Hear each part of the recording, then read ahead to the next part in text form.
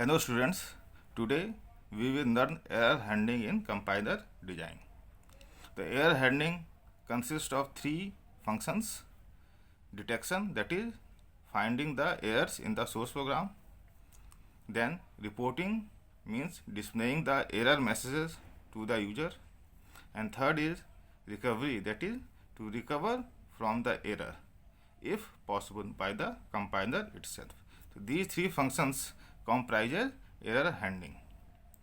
Now let's see what is the classification of errors. The errors are classified into two broad categories. वो errors जो compile time पे detect होते हैं उन्हें हम कहते हैं कंपाइल टाइम एरर्स. जो रन टाइम पे एरर डिटेक्ट होते हैं उन्हें हम कहते हैं run time errors. The compile time errors are also classified into three categories. जो एरर्स लेक्सिकल एनालिसिस फेज में डिटेक्ट होते हैं उन्हें हम लेक्सिकल एरर्स कहते हैं. जो सिंटैक्स एनालिसिस फेज में एरर्स डिटेक्ट होते हैं उन्हें हम सिंटैक्टिक एरर कहते हैं, और जो सिमेंटिक एनालिसिस फेज में एरर्स डिटेक्ट होते हैं उन्हें हम सिमेंटिक एरर्स कहते हैं. तो lexical errors and syntactic errors combinedly called syntax errors. Okay, now let's see one by one lexical errors. तो lexical analysis phase generates tokens, और अगर lexical analysis phase ये डिटेक्ट करता है कि that token is not a well formed token, that is the token is not a valid token, it detects the error. So what may be the errors that can be identified at lexical analysis phase? Exceeding length of identifiers. अगर किसी variable की length exceed कर जा रही है permissible length से, तो this is what exceeding length of identifiers. For example C language में किसी भी वेरिएबल की लेंथ 31 कैरेक्टर्स की हो सकती है. तो अगर कोई वेरिएबल की लेंथ 31 कैरेक्टर्स से एक्सीड कर जा रही है तो this error will be generated. Appearance of illegal characters. अगर किसी टोकन में कोई ऐसा कैरेक्टर है जो इनलीगल है, that is not allowed, this is appearance of illegal characters error is detected. And the unmatched string, that is there should be a matching of strings like this one. Here the end of the string of a comment is present but the beginning of the comment is not present. This is the example of unmatched comment. And if you look at this example, here it find dollar and this is an illegal character, क्योंकि किसी भी variable या identifier या function का नाम dollar से start नहीं हो सकता, क्योंकि डॉलर एक स्पेशल कैरेक्टर है. तो these are the errors that can be detected at lexical analysis phase. Now let's see how we can recover from these errors. The technique that is used is called panic mode recovery. In this method successive characters from the input are removed one at a time until a designated set of synchronizing tokens is found. Okay, it is saying that कि जिस symbol पे हमें error detect होता है यानी वो symbol जो illegal है, फ्रॉम दैट सिंबल से लेके आगे के जितने भी सिंबल्स हैं हमें उन्हें क्या करना होता है, रिमूव करना होता है तब तक जब तक कि हमें सिंक्रोनाइजिंग टोकन्स नहीं मिल जाती. ना ये सिंक्रोनाइजिंग टोकन्स होते क्या हैं? These tokens are defined by the compiler designer. For example, the synchronizing tokens may be semicolon और closing brace. तो जिस इनलीगल कैरेक्टर से हमें आगे बढ़ना है तब तक बढ़ते रहना है जब तक या तो हमें सेमीकॉलन नहीं मिल जाता या क्लोजिंग ब्रेस नहीं मिल जाता. उन सारे कैरेक्टर्स को हमें क्या करना है, स्किप कर देना है, रिमूव कर देना है, क्योंकि उस word that word is not a valid token. So what the actions can be taken in this recovery? The following actions can be taken. Delete one character from the remaining input.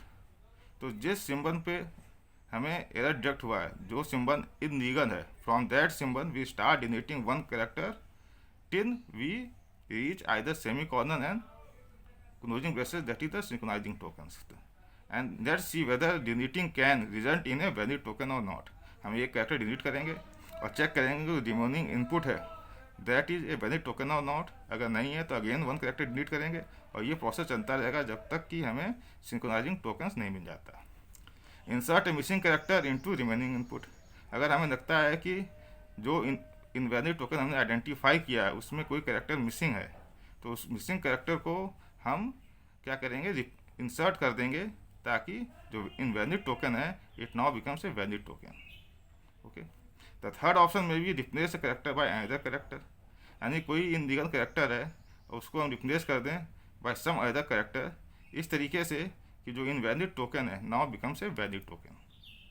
And transpose two additional characters means दो characters हैं उनकी position को हम change कर दें, like a और B है, और if you transposing this two symbols like B A कर दें, तो this makes the token a valid और not. If it can make valid, then we can transpose to adjacent characters. So these are the four options. Applying these we can recover from a lexical error from the source program. Okay, now let's see syntactic errors. So what is the syntactic errors? The errors detected in syntax analysis phase. Syntax analysis phase में what we do, we construct the statement whether the statement is valid or not according to the grammar. That is, we have to construct the syntax tree. If the syntax tree is formed, it means the statement is valid, otherwise the statement is invalid. So what errors can be occurred during syntax analysis phase? The errors in structure. तो structure है जैसे for loop है, while loop है, if structure है, इनके structure में कुछ errors है। That errors in structure are detected at syntax analysis phase. कोई ऑपरेटर मिसिंग है, that is also detected in this phase. कोई कीवर्ड की स्पेलिंग गलत लिखी गई है, फॉर एग्जांपल यहाँ पे हम देखें कि स्विच है, स्विच एक कीवर्ड है जिसकी स्पेलिंग गलत लिखी गई है, the actual is SWITCH instead of written is SWICTH. तो this is miss spend keyword है। तो अगर कोई मिस स्पेंड कीवर्ड है, that is also identified in this phase. और अनबैलेंस पैरेंथेसिस है कि ओपनिंग पैरेंथेसिस है तो क्लोजिंग नहीं है, या क्लोजिंग है तो ओपनिंग नहीं है। Such type of unbalance parenthesis is also identified in this phase. Okay, now how we can recover from this phase. तो पैनिक मोड रिकवरी ये मेथड नेक्स्ट एनालिसिस फेज में भी एप्लीकेबल है और सिंटैक्टिक एरर्स के case में भी valid है। In this method successive characters from input are remove one at a time until a designated set of synchronizing tokens is found. तो यहाँ भी वही कॉन्सेप्ट है कि हमें जिस पॉइंट पे हमें एरर फाइंड आउट हो रही है, from that point, from that character हमें आगे बढ़ते रहना है और सारे कैरेक्टर्स को रिमूव करना है इनपुट से जब तक कि हमें सिंक्रोनाइजिंग टोकन नहीं मिल जाता है। जैसे हमने देखा अभी, सिंक्रोनाइजिंग टोकन में भी द सेमी कॉलन और द क्लोजिंग ब्रेस और something else as decided by the compiler designer. Now अगर हम एनआर पार्सिंग की बात करें तो how we can apply this panic mode recovery. Okay, suppose कि हम किसी स्टेट पे एस हैं, एस स्टेट पे हैं और हमें एक कोई सिंबल ए रीड किया है, यानी we are at the state S and we have read the symbol A and we have found that there is no entry in the parsing table, it means this is an error. Okay, जो parsing table बनती है उसमें जितने भी entries होती हैं, empty entries होती हैं, दे रिप्रेजेंट एरर कंडीशंस। तो अगर हम एस स्टेट पे हैं और हम we are trying to read a symbol A and the parsing table में जो एंट्री है वो एम्प्टी है, it means this is an error condition. तो what we have to do, we have to discard the input symbols from A, यानी A से के आगे हम वन बाय वन सिंबल्स को डिस्कार्ड करते जाएंगे तब तक जब तक कि हमें कोई एक ऐसा सिंबल नहीं मिल जाता जहाँ पे S to A is a valid transition, यानी शिफ्ट और रिड्यूस हो रहा हो। तो we have to discard the A symbol from onwards one by one and look at the symbols कि कोई ऐसा सिंबल आगे हमें मिल जाए जिस पे हमें एस स्टेट पे उस सिंबल को रीड करने पे या तो शिफ्ट हो रहा हो या रिड्यूस हो रहा हो। तो this is the way we can proceed parsing further. This is how the panic mode recovery works in that case. ठीक है, the next is one the statement of phrase mode recovery. Now when parser encounters an error it perform necessary correction on remaining input, so rest of input allows parser to parse ahead. तो तो जब भी एक parser कोई error encounter करता है, जो error मिलती है, तो उसे जो रिमेनिंग इनपुट है, जो उसे अभी रीड करना बाकी है, उस पर कुछ ऐसे नेसेसरी करेक्शंस, ऐसे एक्शंस लेने होते हैं ताकि रेस्ट ऑफ इनपुट पे पार्सिंग हो सके। फॉर एग्जांपल क्या हो सकता है, deletion of extra semi colons, अगर दो एक्स्ट्रा सेमी कॉलन्स मिल रहे हैं, या तो in that case we delete one of the semicolon and proceed further. Replacing comma by semicolon, कहीं पर कॉमा आ रहा है और that should not be there, in that place there should be a semicolon, so we can replace comma by a semicolon and then parsing can proceed further। या inserting missing semicolon, कोई statement है जिसका and semicolon से होना चाहिए और semicolon missing है, तो we can insert missing semicolon and make the sentence valid. तो these are the action taken on a complete statement, कि if there is a error in the statement, what actions we can take so that we can proceed parsing without error। this may be deletion of extra semicolons भी हो सकता है, replacing some symbols by other symbols भी हो सकता है, या inserting some character symbol semicolon so that the statement become a valid statement। okay, now the next and the important one is error production। The errors can be incorporated by augmenting the grammar with error productions that generate error messages। तो जैसा कि आप ये table देख सकते हैं, this is a LR parsing table है।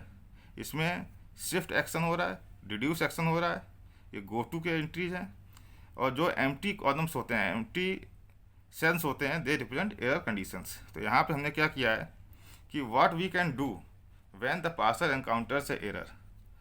Okay, तो we have entered the error conditions. जैसे आपने देख रहे हैं एरर कंडीशन इंसर्ट किए हैं, मतलब कि हम ग्रामर में एरर प्रोडक्शंस हमें इंक्रीज करनी है। We have to augment the grammar with error productions, यानी जो गिवन ग्रामर है उसमें हमें कुछ प्रोडक्शंस और ऐड करने होंगे। That productions are error productions. That productions will be executed और called when there is an error. Okay, and this way we can fill the error entries in the parsing table। and now how this can be used। ठीक, okay, so let's see the state 1 is there। if you look at the state 1, okay, and we are expecting an operator plus, and we got an closing parenthesis, okay, या opening parenthesis, मतलब हम state 1 पे हैं और हमें opening parenthesis मिला है। तो स्टेट 1 पे अगर ओपनिंग पैरेंथेसिस देखें, this is error condition and we have design that this is error number 3। Okay, तो what we have to do means we are expecting plus, हमें प्लस चाहिए था और हमें इनपुट में क्या मिल रहा है, opening parenthesis. It means this is an error, यहाँ ना शिफ्ट है ना रिड्यूस है। तो what we have to do, we have to shift the plus, क्योंकि हम एक्सपेक्ट कर रहे थे प्लस का, मिला है हमें ये, तो हम प्लस को पुश करेंगे। स्टेट हमारा हो जाएगा 4 और we call this error condition, means this function is called E3। इस प्रोडक्शन के करस्पॉन्डिंग जो फंक्शन है उसको कॉल किया जाएगा और वो फंक्शन क्या करेगा, it will display A message missing operator. तो ये मैसेज डिस्प्ले करेगा कि ऑपरेटर मिसिंग है, because we are expecting an operator and we have got the parenthesis। okay, the same way if you look at the state number 6, so when end of input is found but expecting closing parenthesis, यानी state number 6 पे हैं और हमें dollar मिला है, this is end of the input, that is this is an error condition. Okay, और हमें expect कर रहे थे क्या, क्लोजिंग पैरेंथेसिस। तो at number 6, state number 6, we are expecting the closing parenthesis. उम्मीद कर रहे थे कि हमें ये मिलना चाहिए, पर हमें इनपुट में मिला है dollar symbol, that is end of the string. Okay, तो message what we displayed is that we have defined this function as missing right parenthesis. So this is the way we can find out the errors in the grammar and dismiss these messages to the user by adding error productions to the grammar. Okay. Now let's come to the semantic errors. Now these errors are occurred during semantic analysis phase. What errors can be that? Incompatible type of operands हो सकते हैं. Incompatible type of operands का मतलब क्या है कि हम a plus b कर रहे हैं और a हमारा इंट टाइप का है और b फ्लोट टाइप का है, तो दोनों ही वेरिएबल्स इनकम्पैटिबल हैं. ओके, क्योंकि दोनों का डेटा टाइप डिफरेंट है. या look at this example. This is an array of 5 size and this is N int of b, or a is equal to b. This is an int variable and this is an array, so you cannot assign int to array. So this is what incompatible type of operands. So the operands will be not incompatible. Like this is int, so that should be int. Yeah, this is float, that should be float. तो दोनों float हों दोनों int हों तभी plus operation perform होगा, otherwise this operation can not be performed. The operands must be of the compatible type so that the operation can be performed. Undeclared variables हैं, means कोई हम वेरिएबल यूज कर रहे हैं but वो declared नहीं है, that is called undeclared variables. C like language में क्या रिक्वायरमेंट है कि आप अगर किसी वेरिएबल्स को यूज करना चाहते हैं तो first you have to declare the variable. Without declaring variable you can not use variables. If you are using variables without declaration, this is what undeclared variables. Not matching of actual arguments with formal one. अगर आप किसी function को call कर रहे हैं and you are passing the arguments, तो जो आपने फंक्शन डेफिनेशन में जितने नंबर ऑफ आर्गूमेंट्स एक्सपेक्टेड हैं उतने अगर आप पास नहीं कर रहे हैं तो this is not matching actual arguments with formal argument. जैसे कि आपने कोई फंक्शन बनाया है जिसमें 3 वेरिएबल्स एक्सपेक्टेड हैं, 3 आर्गूमेंट्स चाहिए, और जब आप इस फंक्शन को कॉल कर रहे हैं तो you are passing only 2 not 3. So this is what not matching of actual. These are the actual arguments, these are the formal arguments. So they are not matching actual arguments with formal one. So such type of errors come under semantic errors. Now how we can recover error in this? So if error undeclared identifier है तो हमें क्या करना होगा? We have to consult the symbol table, क्योंकि symbol table में सारे identifiers की एंट्री होती है and all the identifiers are detected at lexical analysis phase. तो लेक्सिकल एनालिसिस फेज सारे आइडेंटिफायर्स को तो डिटेक्ट करने के बाद उनकी एंट्री सिम्बल टेबल में करता है. तो अगर किसी वेरिएबल की एंट्री सिम्बल टेबल में नहीं है, it means that variable is not declared. तो whenever semantic analysis phase sees an identifier, it looks for in the symbol table. If the identifier is not present in the symbol table, it means the identifier is not declared.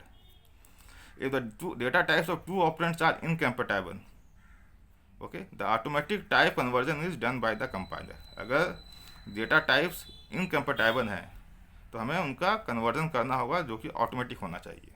तो C language में ये possible है कि अगर x plus y है and this is float है and this is एंट है, तो हम जानते हैं फ्लोट की साइज इंट से ज़्यादा होती है, तो x is converted to float automatically. Okay, and then the operation will be performed. तो where the automatic conversion is possible, this can be done by the compiler, otherwise not. तो this is if the data types are incompatible, automatic type conversion is done by the compiler. So these are the errors that occurred in the lexical, syntax and semantic analysis phases. These errors are occurred due to the mistakes of the programmer. Okay, so how the errors are detected and how these errors can be recovered by compiler itself, this is all covered in this topic. Hope you will be able to understand. Please like, share and subscribe the channel. Thank you.